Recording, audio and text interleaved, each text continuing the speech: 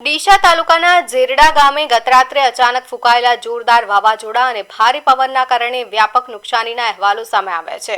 કુદરતી પ્રકોપના કારણે ગામમાં પશુપાલકો, ખેડૂતો અને શ્રમિક પરિવારો ભારે મુશ્કેલીમાં મુકાયા છે। ગામના રહીશ શ્રવણસિંહ, પૂનમસિંહના પશુઓ માટેનો આખો તબેલો વાવાઝોડામાં તૂટી પડ્યો હતો।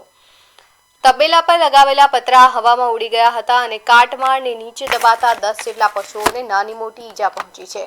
સદનસીબે કોઈ જાનહાનિ થઈ નથી, પરંતુ પશુપાલકને આશરે 1 લાખથી 1.5 લાખનું આર્થિક નુકસાન થયું છે। અન્ય એક ઘટનામાં ભારે પવનના કારણે એક વિશાળ અને વર્ષો જૂનું લીમડાનું વૃક્ષ ધરાશયી થઈને ટ્રેક્ટર પર પડ્યું હતું। ભોગ બનનાર ખેડૂત દેવણસિંહ માણસિંહ વાઘેલાના જણાવ્યા મુજબ ખેતીના મોંઘા સાધનો પણ ભાંગીને ભૂક્કા થઈ ગયા છે।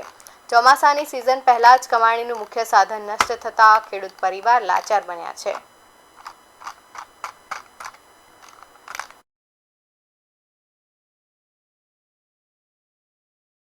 દેવાજી 2 વાગે વાવાઝોડું આવ્યું અને કેટલું નુકસાન છે? નુકસાન તો એકદમ તમને દેખાય રહ્યું તો લાય 9 પેટી છે। ટ્રેક્ટર લાયા ને કેટલા વર્ષ થયા? 12 મહિના પૂરા નહીં છે, ફૂટે છે 12 તમારી મહિના। શું માંગ છે?